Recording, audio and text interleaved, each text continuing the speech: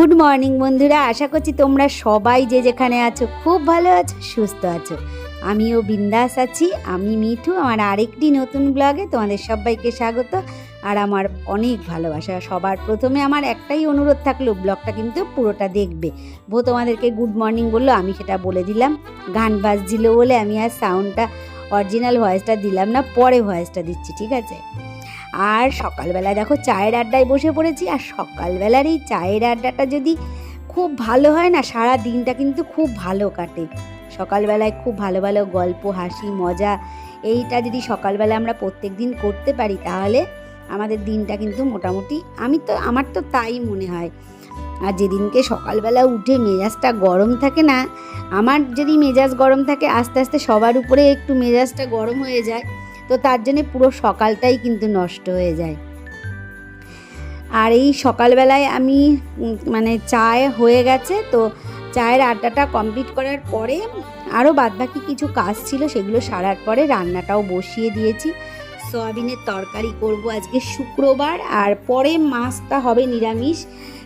এখন প্রথমে আর কি নিরামিষটা রান্না করে নিচ্ছি। নিরামিষ 2 ভাগে করব আর মাছ করব আজকে। এখনকার ওয়েদারটা কিন্তু কি বলবো তোমাদের, বিশাল সংকটজনক ওয়েদার। দেখো, কখনো না গরম লাগছে, আবার কখনো শীত লাগছে। ওয়েদারটা এতই বেজার হয়ে রয়েছে, বলার মতন না। এতে পরে কি হচ্ছে বলো তো, সবাই কিন্তু খুব সাবধানে থাকবে। কারণ কি, সবার ঘরে ঘরে এখন কিন্তু একটা ঠান্ডা লাগার, শরীর খারাপ হওয়ার প্রবণতা আছে। এই সময়টাকে খুব সাবধানে থাকতে হবে, আর খুব ঠান্ডা জিনিস খেতে হবে, শরীরটা যাতে গরম না হয়ে যায়। এই সময় কিন্তু শরীর প্রচণ্ড পরিমাণে গরম হয়ে যায়।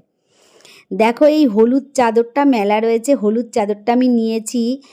এত ভালো যে চাদরটা হবে না আমি বুঝতেই পারিনি, জানো। 250 টাকার চাদরটা, পুরো সুতি রয়েছে, 2টো মাথার পিলো কভার দিয়ে, আর এই বিছানার চাদরটা দিয়ে 250 টাকা। এত ভালো হয়েছে না, খুব পছন্দ হয়েছে আমার। আর একটা আমি বুক করতে গেছিলাম, তো সেখানে গিয়ে দেখি সেদিনকে আবার দাম বাড়িয়ে দিয়েছে, জানো তো। যাই হোক, অনেকগুলো জামা কাপড় কেচে ধুয়ে দিলাম, সকাল সকাল মেলে দিলাম। আর সকাল সকাল মেলে দিলে, সকাল না, এখন প্রায় 11টা, 11:30 প্রায় বাজে। জামা কাপড় মেলে শুকাতে দিয়ে গেলাম। এখন আর তোমাদেরকে কি বলবো, তোমরা তো আমার ভিডিও যারা যারা দেখো সবাই জানোই আমার কাচা ধোয়াতে খুবই আলস্যে। কিন্তু আমি এখন আস্তে আস্তে না মানুষ হচ্ছি, জানো তো। এখন আস্তে আস্তে আমি চেষ্টা করছি যে কোনো জিনিস জমিয়ে না রাখার। আস্তে আস্তে আমি মানুষ হচ্ছি, বলে না যে প্রথম থেকে শেখার কোনো শেষ নেই। তো আমি আস্তে আস্তে শিখছি, জানো তো। যত বয়স বাড়ছে আমি কিন্তু অনেক কিছু শিখছি, জানো। আমার এতে কোনো লজ্জা নেই, কারণ আমি মনে করি যে আমি সব কিছু জানি, এটা আমি কিন্তু কখনো মনে করি না। কারও কিন্তু মনে করা উচিতই না যে সে সব কিছুই জানে। জানার অনেক কিছু বাকি থাকে জীবনে। সব কিছু একা মানুষ জানতে পারে না। অনেকেরটা দেখে দেখেও শিখতে হয়, দেখে দেখে জানতে হয়, তাই না বলো? তো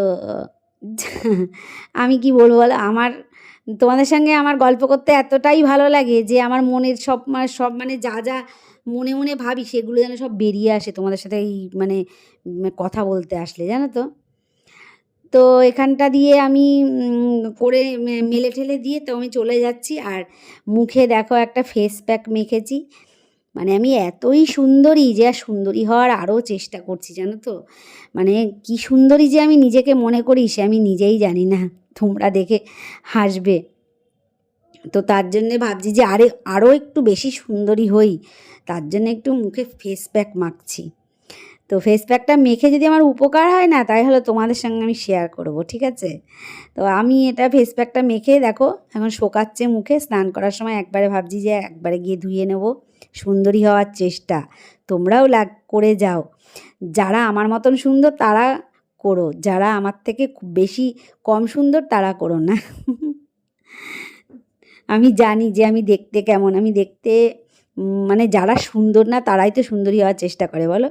আলটিমেটলি এইটাই হলো কথা। চলো, এখন সন্ধে হয়ে গেছে। আর আমি বেশি আজকে দুপুরবেলাটা রান্নাবাড়িটা তোমাদের সঙ্গে শেয়ার তেমন একটা করিনি। ওই প্রথমে স্টার্টে একটু করেছিলাম, আর তারপরে খাওয়া দাওয়া করে একটু শুয়েছিলাম। আজকে আবার একটু প্রোগ্রাম আছে যাওয়ার জন্যে, একটু ঘুম হলো। তবে একটা কোথাও যাওয়ার থাকলে না একটা মানে থাকে যে কখন উঠবো, যাবো, গোছাবো। তারপরে আবার বোন আসার কথা আছে, ও আমার সাথে যাবে। তো উঠে বিছানা টিছানাগুলো তুলে নিলাম, নিয়ে এখন একটু রেডি হয়ে নিচ্ছি, মাথা টাথাগুলো আঁচড়িয়ে। তো কোথাও যাওয়ার সময় তো একটু সেজেগুজে যেতেই হয় বলো। আর সেটা হলো যাব হলো আমার বোনের বাড়িতে। বোনের শাশুড়ি মার আজকে বাৎসরিক, মানে মানে ওই যে বছর বছর একটু ঠাকুরের নাম দেয়, কি মানে কীর্তন আর কি। তো সেখানেই যাব। বোন এখনও আসেনি, ফোন করেছিল যে ও বাসে আছে। এবারে আমি যদি রেডি হয়ে না থাকি, এসে বলবে তুই এখনও রেডি হোসনি। দেখো এই কথা বলতে বলতেই এক্ষুনি ওর আসার টাইম হয়ে যাবে। কারণ ও যখন বাসে বলছে আমার আর 2 মিনিট আছে, তখন আমি ঘুম থেকে উঠেছি, জানো তো। তো যেহেতু কীর্তন আজকে আর চুড়িদার পরে যাব না, ভাবছি শাড়িটাই পরে যাই। কারণ যেখানে যেমন সেখানে তেমন না করলে কিন্তু হয় না। যতই আমরা মডার্ন ভাব দেখাই, মডার্নটা আসলেই স্ট্যাটাস বজায় থাকে। তুমি যেখানে যেমন সেখানে সেরকমভাবেই যদি যাও, তাহলেই সেটাকেই কিন্তু স্ট্যাটাস বলে। ওই যে তুমি হাফ জামা প্যান্ট পরে ঘুরে বেড়ালা, তোমার হাইয়েস্ট স্ট্যাটাস, এটা কিন্তু কোনো মতেই না।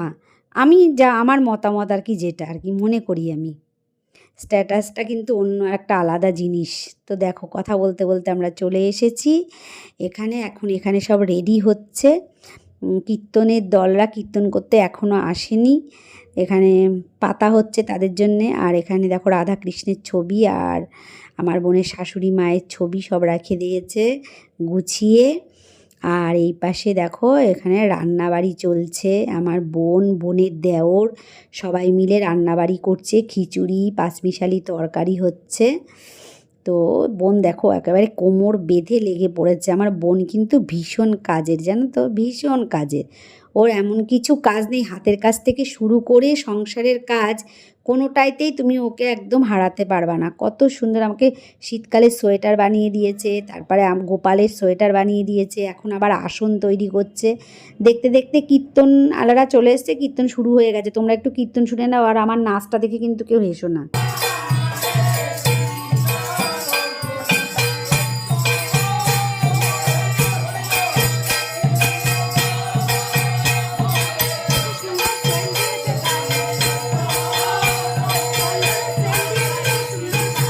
তো কীর্তনটা হয়ে গেলে খিচুড়ি প্রসাদ নিয়ে বাড়িতে চলে যাব। তোমাদের সাথে আর দেখা করছি না, আজকের মতন এইটুকু। দেখা হবে আরেকটি নতুন ভিডিওতে। সবাই ভালো থেকো, সুস্থ থেকো। ভিডিওটা ভালো লাগলে পাশে থেকো।